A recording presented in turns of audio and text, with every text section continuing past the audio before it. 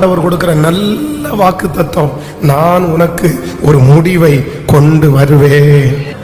உன்னுடைய சகல சூழ்நிலைக்கும் பிரச்சனைக்கும் ஒரு முடிவை நான் கொண்டு வருகிறேன்.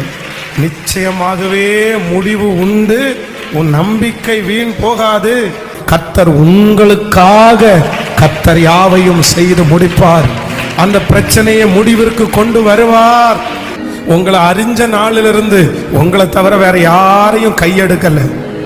ஆனா எனக்காக என் பிள்ளைக்கு இறங்குங்க, எனக்காக என்னுடைய கணவனாருக்கு இறங்குங்க, எனக்காக என் குடும்பத்திற்கு சத்தத்தை உயர்த்தி நீங்க ஜெபிக்க ஜெபிக்க கர்த்தர் கேட்கிறார்.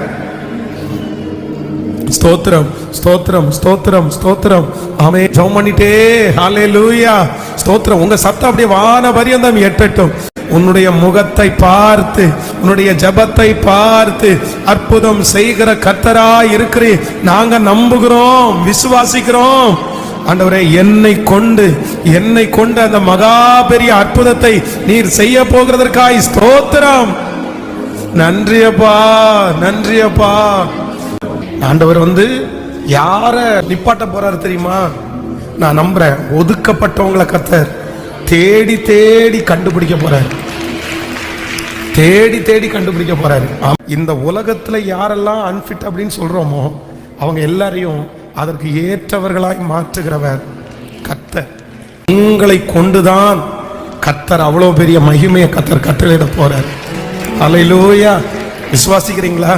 கையை உயர்த்தி சொல்லுங்க, இந்த நம்புற ஆண்டவரே, இது எனக்கான வார்த்தை தான்.